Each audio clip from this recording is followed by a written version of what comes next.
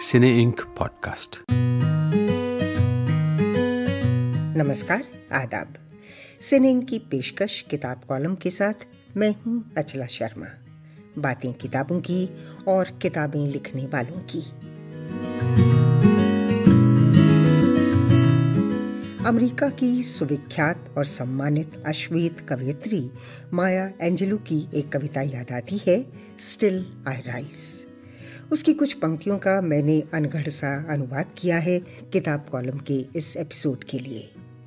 तुम इतिहास लिखते समय चाहे मुझे मलिन कर दो अपने झूठ और फरेब से, रौंद दो चाहे मुझे मिट्टी में, लेकिन मैं उठूंगी फिर भी उसी मिट्टी से गुबार बनकर। मैं उठूंगी जैसे उगते हैं चांद और सूरज, जैसे तय है समंदर में ज्वार का उठना, जैसे फव्वारों की तरह फूटती हैं आशाएं, मैं फिर भी उठूंगी। तुम बेध सकते हो मुझे अपने शब्दों की गोली से, चीर सकते हो अपनी नजरों से मेरा बदन, मार सकते हो मुझे अपनी नफरत से, लेकिन मैं फिर भी उठूंगी हवा की तरह। माया एंजेलू की ये कविता गुलामी और दमन के खिलाफ एक अश्वेत औरत के विद्रोह की आवाज़ है। बल्कि ये कविता हर उस औरत की आवाज़ है जो अपने अस्तित्व के लिए, अपने फैसले खुद लेने की आज़ादी के लिए संघर्षरत है। आज इस कविता की याद आना कोई संयोग नहीं है। किताब कॉलम के लिए आज जो किताब मैंने चुनी है, उसकी लेखिका ने माया एंजेलू की आत्मकथा के कुछ अंशों का हिंदी में अनुवाद किया है। जी, मैं जिक्र कर रही हूँ अपनी कहानियों और उपन्यासों में आज की औरत की आवाज़ को शब्द देने वाली कथाकार मनीषा कुलश्रेष्ठ का। मेरे उपन्यासों के केंद्र में स्त्री हमेशा एक प्रमुख भूमिका में रही है, क्योंकि स्त्री होने के नाते किसी भी स्त्री के अंतरंग संसार को समझने में मुझे आसानी होती है। मनीषा कुलश्रेष्ठ, जिनका नया उपन्यास सूफिया अगस्त 2021 में सामयिक प्रकाशन दिल्ली से छपा है। सूफिया मैंने एक दिन में पढ़ लिया, इसलिए नहीं कि वो एक लघु उपन्यास से, बल्कि इसलिए कि सूफिया की कहानी ने और मनीषा के अंदाज ने मुझे बांधे रखा। सूफिया के बारे में कई सवाल हैं मेरे मन में, लेकिन उनसे पहले सूफिया की एक झलक देखिए। सुनिए पुस्तक का एक अंश मनीषा कुलश्रेष्ठ की आवाज में। वो क़यामतें जो गुजर गईं थी अमानतें कई साल की मुनीर नियाजी। मुझे हर बार उससे शेखर कपूर जैसी रूमानी रूहानी मुस्कान तो मिली, लंबी आंखों में झिलमिलाता हुआ पुख्ता यकीन भी मिला। वह दिखने में भले ही किसी फिल्मी हीरो सा था, लेकिन मिजाज में उसके गहरी संजीदगी थी। उम्र में मुझसे 5 साल बड़ा था।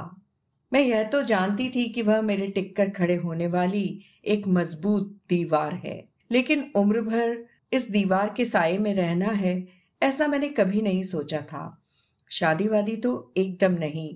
मुझे मालूम था यह बात दोनों ही के घर वाले सिरे से नामंजूर कर देंगे।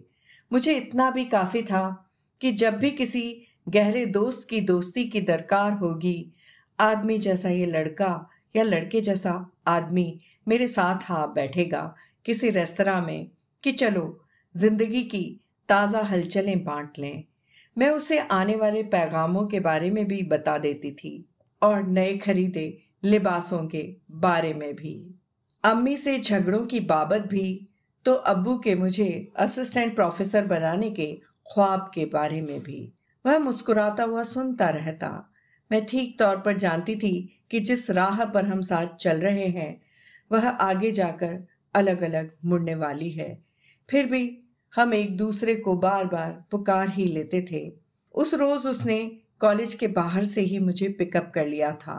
हम दोनों मोटरसाइकिल से शहर से दूर निकल आए थे, जहां एक छोटी सी झील और घने पेड़ों वाला बेतरतीब बगीचा था। हम दोनों की इस किस्म की मुलाकात पहली पहली थी। हम दोनों अपनी ही बातों में गुम थे, कभी बेवजह हंसते तो कभी बोलते बोलते खामोश हो जाते थे। मुझे याद है मैं उसकी किसी बात पर हंसी थी। हंसते हुए मेरे कानों के नीले नगों वाली रुपहली झुमकियां लरसते हुए मेरे गालों को, जिन्हें तुम जैतूनी रंगत वाले गाल कहती हो, छू रही थीं। जाने क्यों इस मंजर को देखने के लिए वह चलते चलते एक लम्हे को ठिठका। उसके लबों पर एक मीठी सी मुस्कुराहट आ गई थी और वह मेरा हाथ थाम कर झील की जानिब तेज तेज कदम लेने लगा।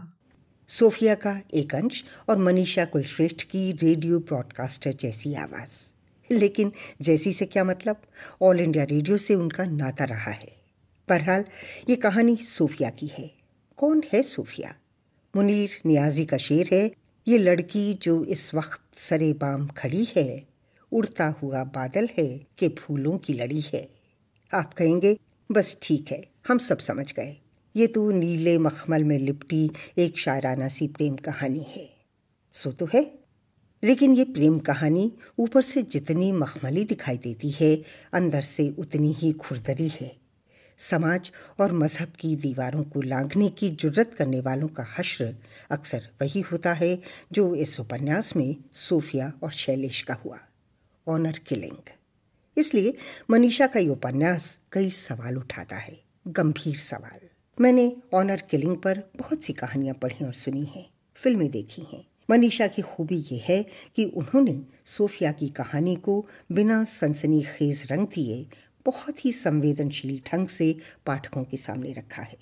सोफिया बेचैन करती है। मनीषा स्वीकार करती हैं कि सोफिया की कहानी कई वर्षों से किसी इजिप्शियन ममी की तरह उनके भीतर सो रही थी। तो सवाल उठना स्वाभाविक है कि उन्होंने सोफिया की कहानी कहने में इतनी देर क्यों लगा दी। इस सवाल का दूसरा रूप ये हो सकता है कि सोफिया की कहानी कहने की ज़रूरत अब क्यों महसूस हुई। दरअसल बात यह है ना कि जब भी कोई बीज धरती में कहीं पड़ा हुआ रह जाता है और जब अनुकूल तापमान आता है, अच्छी नमी मिलती है, तो वो बीज पेड़ बन के विकसित होने लगता है। यही बात सोफिया के साथ भी हुई। कहीं बचपन में किसी अखबार की खबर की तरह सोफिया मेरे जीवन में आई थी और बहुत सालों मन में कहीं ना कहीं रही।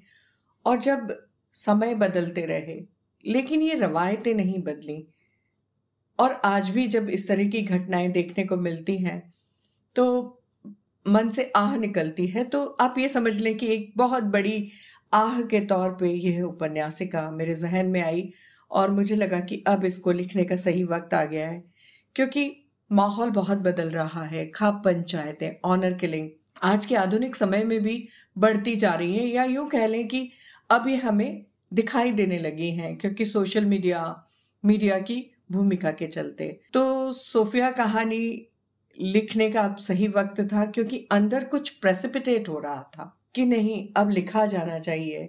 ये सोफिया कहानी बहुत सारे ऐसे असफल प्रेम का एक कोलाज बनके, सोफिया बनके मेरे जहन से उतरा है और आप सबके सामने है। मनीषा कुलश्रेष्ठ। सोफिया एक जगह कहती है कि आज के तंगदिल ज़माने में साथ होते तो ये संसार और खदेड़ता हमें। हम यहाँ से वहाँ भागते फिरते, सारी जिंदगी एक जंग होकर रह जाती।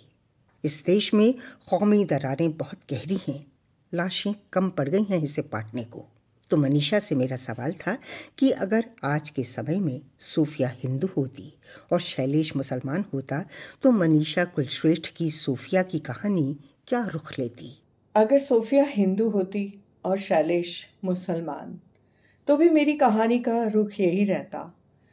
किसी भी ऑनर किलिंग के संदर्भ में मेरी कहानी का रुख यही रहता और मेरा विचार भी यही रहता, और मैं जो कहना चाहती हूँ सोफिया के माध्यम से वह बात भी वही रहती।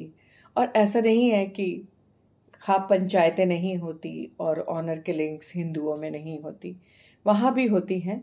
और निसंदेह ऐसी कहानी अगर मेरे सामने आई तो मैं उसे इसी शिद्दत से लिखूंगी। और सोफिया अगर हिंदू होती तब भी वो सोफिया ही होती। वो इसी तरह रिएक्ट करती और इसी तरह अकेले होने की जिद करती। और मेरे सामने एक बार ये सवाल भी आया किसी पाठक की तरफ से कि क्या प्यार किया है तो उसको निभाना है, क्या इसलिए सोफिया अकेली छूट गई? तो मुझे लगता है नहीं, सोफिया इसलिए नहीं अकेले छूटी है कि केवल बस हाँ एक बार प्यार होता है इसीलिए बस एक ही बार उसने उसको शैलेश को प्यार किया।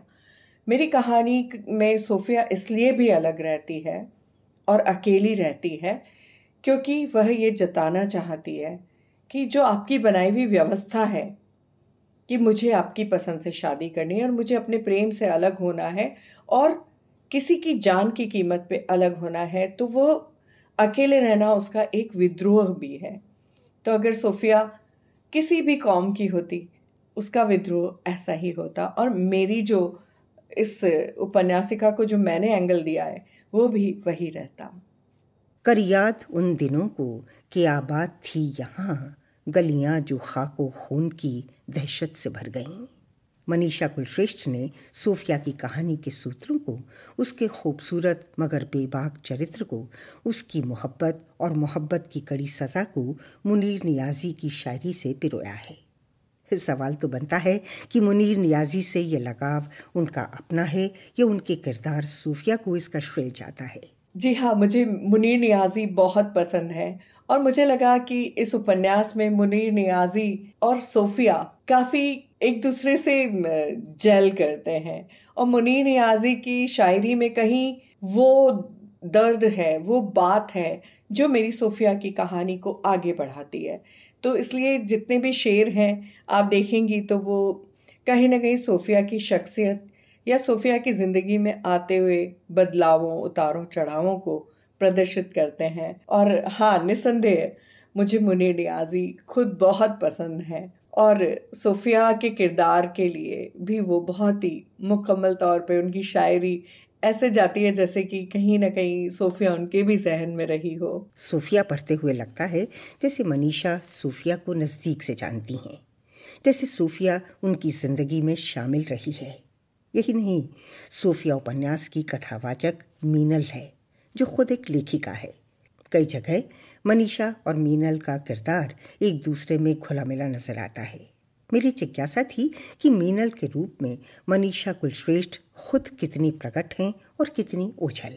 दरअसल मीनल के रूप में मुझे लगता है कि हाँ, मैं मीनल से रिलेट कर सकती हूँ, लेकिन मैं पूरी तरह मीनल नहीं हूँ क्योंकि मीनल एक काल्पनिक किरदार है जो सोफिया के किरदार को एक परिवेश की तरह देता है। जैसे कि कहें कि एक बैकग्राउंड है, मीनल सोफिया का बैकग्राउंड है। तो हालांकि कई जगह मैंने अपने मन की बात कही है मीनल के तौर पे, तो कई जगह मनीषा कुलश्रेष्ठ वहाँ है और कई जगह खुद मीनल है सोफिया का बैकग्राउंड बनके या सोफिया के अंदर का एक और हिस्सा बनके, सोफिया को रेखांकित करती हुई मीनल बनके। मीनल सोफिया का बैकग्राउंड है। मनीषा कुलश्रेष्ठ का उपन्यास सोफिया सामयिक प्रकाशन दिल्ली से अगस्त 2021 में प्रकाशित हुआ। आप ये पॉडकास्ट लंदन के मशहूर डिजिटल हब सिने इंक के माध्यम से सुन रहे हैं। हम फेसबुक, इंस्टाग्राम, ट्विटर, यूट्यूब के अलावा और दूसरे कई प्लेटफॉर्म्स पर भी मौजूद हैं। मुमकिन हो तो वेबसाइट पर भी तशरीफ लाइए cineinc.com।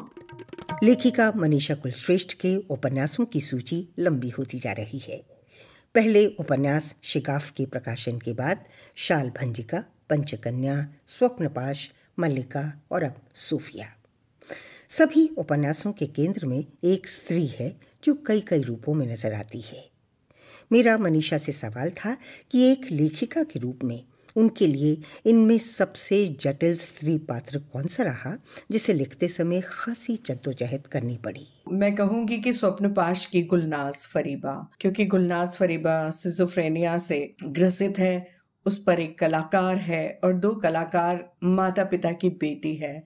तो उसकी जिंदगी बहुत सारी जटिलताओं से तो गुजरती ही है, साथ ही उसका जो अवास्तविक संसार है वो भी रह रह के सामने आता है। उसे कुछ आवाजें सुनाई देती हैं, उसे कुछ अवास्तविक चीजें दिखाई भी देती हैं।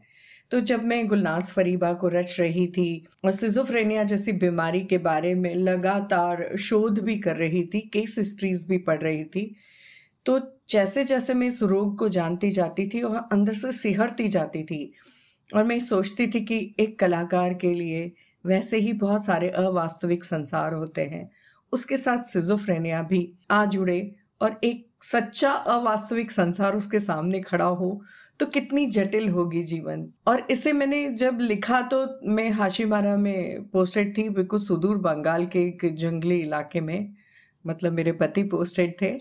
तो वहाँ की उस खामोशियों में जब मैं गुलनाज फरीबा को रच रही थी तो न जाने क्यों मुझे लगता था कि मुझे भी ऐसा ना हो कि कोई आवाज़ें सुनाई देने लगे।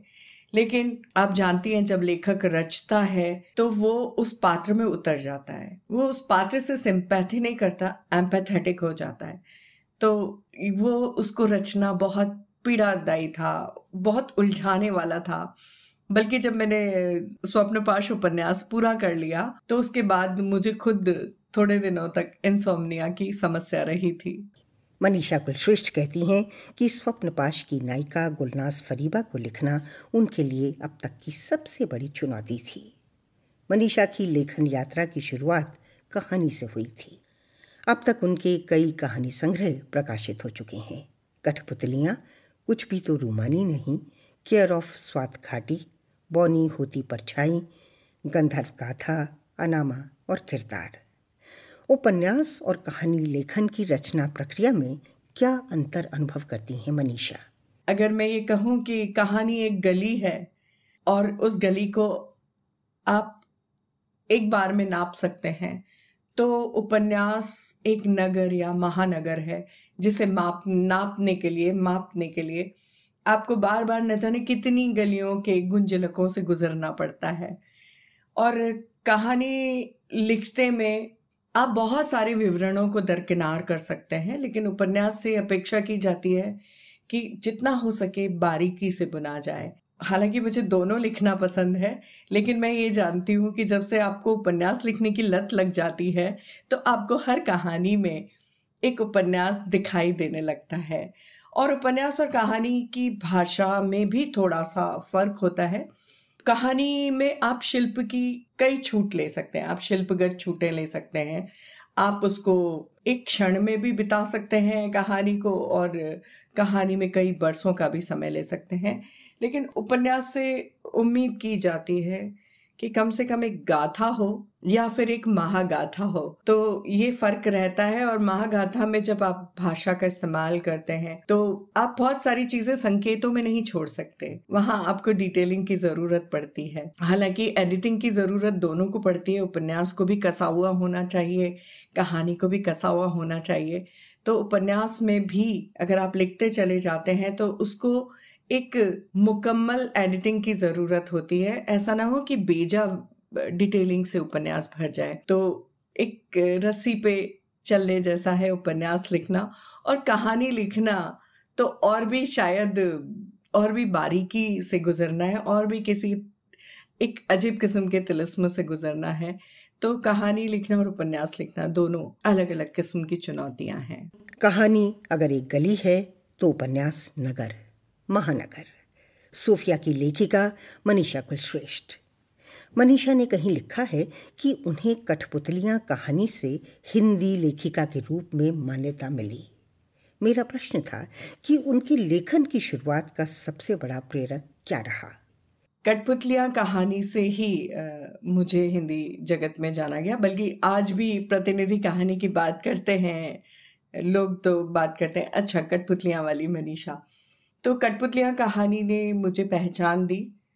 और उसके पहले अगर मैं बात करूं तो hindinest.com जो मेरी वेबसाइट थी, जो हिंदी का पोर्टल था, जिसको हमने 1999 में शुरू किया था, तो वो मेरे लिए बहुत बड़ा प्रेरक बना। क्योंकि अगर आप कोई एक बड़ा प्रोजेक्ट शुरू करते हैं तो उसके लिए आपको न केवल बाहर से बहुत सारी सामग्री चाहिए होती है, लेकिन वो ऐसा समय था कि जब मुझे कई बार कहानियां नहीं मिल पाती थी। जैसे मैं कोशिश करती थी, साहित्यकार तब इतने कंप्यूटर सेवी नहीं थे, तो कई बार ये होता था कोई कहानी नहीं आई, तो कई बार मैंने कहानी लिख दी। तो शायद मुझे लगता है कि उसने मुझे एक कहानीकार बनाया, हिंदी नेस्ट के संपादन ने मुझे एक कहानीकार बनाया। और उसके पहले अगर मैं एक और प्रेरक शक्ति की बात करूं तो मेरी माँ बहुत बढ़िया किस्सा गो थी। और उनको किस्सा गोई में बहुत मज़ा आता था। और वो कुछ घटनाओं का जिक्र ऐसे करती थी कि जैसे आंखों के सामने गुजर रही हो। तो उनकी किस्सा गोई ने और उनका भी साहित्य में रुचि थी, उनको कविताएं लिखने का शौक था। तो उनसे मुझे बहुत प्रेरणा मिली और अब वो नहीं है संसार में। और जब मैं उनका पुराना सामान टटोल रही थी तो मुझे एक आधा उपन्यास मिला। तो वो पल मेरे लिए, अभी की बात है, तो वो पल मेरे लिए और भी एक उत्प्रेरणा का साधन बना। और मुझे लगा कि शायद कहने की ये कला, किस्सा गोई मेरे जीनोटाइप में ही है, जो मुझे माँ से विरासत में मिली है। उम्मीद की जा सकती है कि शायद कभी मनीषा अपनी माँ के अधूरे उपन्यास को खुद पूरा करें। मनीषा कुलश्रेष्ठ महिला लेखिकाओं की जिस नई पीढ़ी का प्रतिनिधित्व करती हैं, उसके लेखन में एक नई सोच, नए विषय, नए संदर्भ और नए तेवर नजर आते हैं। मगर सवाल है कि महिला लेखन के इस नए तेवर को हिंदी का आलोचक किस रूप में देखता है। सवाल इसलिए ज़रूरी है क्योंकि एक समय था जब महिला लेखन को लेकर आलोचकों का रवैया पितृसत्तात्मक रहा। आलोचना के दिग्गज ज़्यादातर पुरुष थे। उन्हें महिला लेखन कभी घर की चार दीवारी में सिमटा नजर आता और घर से बाहर निकलता तो अश्लील नजर आता, यहाँ तक कि उसे प्रतिबंधित करने की कोशिशें होती। मनीषा से मैंने जानना चाहा कि उनकी नज़र में क्या आज के महिला लेखन के प्रति हिंदी आलोचना का स्वर कुछ बदला है। आपका जो ये आखिरी सवाल है बहुत महत्वपूर्ण है। तो अगर मैं बात कहूँ अपनी पिछली पीढ़ियों की और अपनी पुरोधाओं की, तो मैं हर एक लेखिका अपने अपने दौर में एक संक्रमण के दौर से गुजरी है। कृष्णा सोपती जी थी, तो मुझे लगता है कि तब शायद आलोचकों ने उन्हें खारिज किया हो, लेकिन आज उन्हें हम सब स्वीकार करते हैं।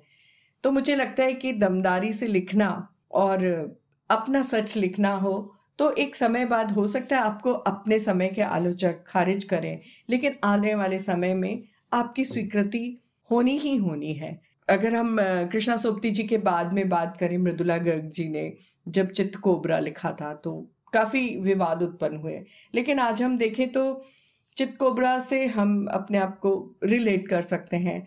आज की पाठिका, आज के पाठक रिलेट कर सकते हैं।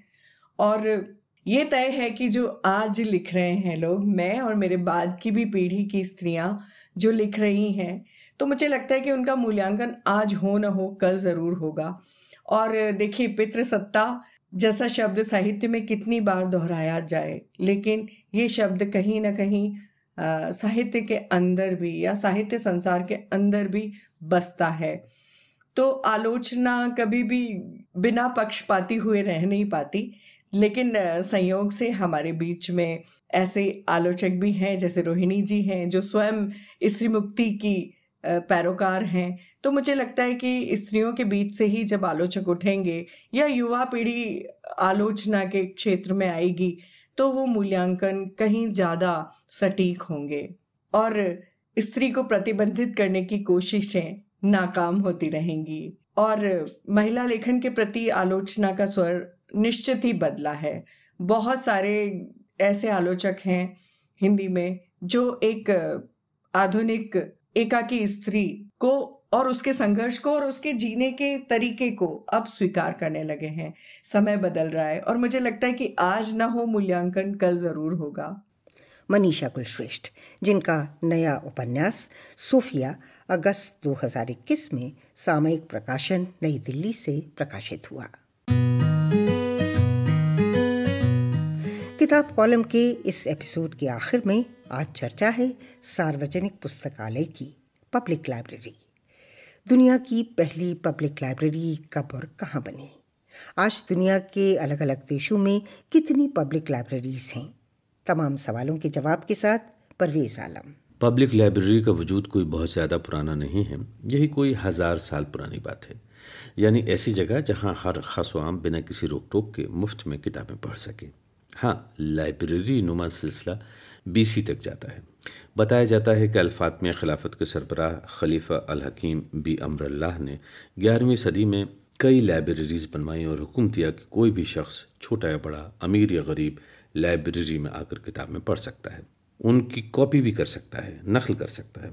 ऐलान सुनते ही लोगों की कतारें लाइब्रेरी के बाहर नजर आने लगीं और फिर बाद में अमरुल्लाह साहब ने हाथ खड़े कर डाले और अपना हुक्म वापस ले लिया। इटली के एक शहर चेसेना में कई पब्लिक लाइब्रेरीज खोली गईं जहां कई ज़बानों की किताबें आम आदमी को पढ़ने के लिए दी जाती थीं। धीरे धीरे इंग्लैंड और फ्रांस में भी पब्लिक लाइब्रेरीज का चलन शुरू हो गया। 17वीं सदी में इंग्लैंड के कई शहरों में पब्लिक लाइब्रेरीज कायम की गईं। खैर ये तो इतिहास था। अब आते हैं 21वीं सदी में। बताया जाता है कि दुनिया की सबसे ज़्यादा पब्लिक लाइब्रेरीज भारत के पड़ोस चीन में है, तकरीबन 50,000 से लेकर 1 लाख तक, और चीन का पड़ोस रूस दूसरे नंबर पर आता है और भारत तीसरे नंबर पर। समझा जाता है कि यहाँ तकरीबन 70,000 सार्वजनिक पुस्तकालय मौजूद हैं। तो देखा आपने, तारीख की एक करवट से न सिर्फ दुनिया का जोग्राफिया बदलता है बल्कि लोगों का मिजाज भी बदलता रहता है। पोलिश राजधानी वॉर्शो दुनिया का वो शहर है जहाँ आबादी के हिसाब से सबसे ज़्यादा पब्लिक लाइब्रेरीज हैं। वॉर्सा के बाद साउथ कोरिया के शहर सोल और फिर ब्रसल्स, पेरिस, हेलसिंकी का नंबर आता है।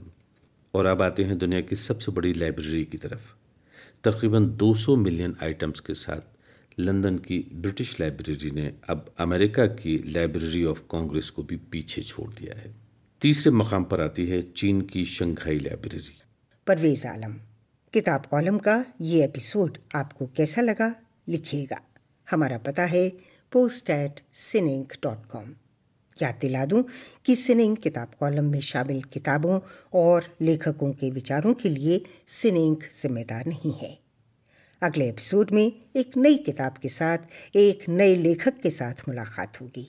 अचला शर्मा को अनुमति दीजिए। नमस्कार। आप सुन रहे थे अचला शर्मा के साथ सिनेइंक पॉडकास्ट सीरीज किताब कॉलम। ये पॉडकास्ट एप्पल, स्पॉटिफाई और गूगल के अलावा दूसरी ऐप्स पर भी मौजूद है। यूट्यूब पर भी सिनेइंक के सभी प्रोग्राम सुने जा सकते हैं। सुनिए और सब्सक्राइब कीजिए। सर्च में सिर्फ आपको सिनेइंक टाइप करना है, CINEINK। पूरी जानकारी के लिए हमारी वेबसाइट पर आइए cineinc.com।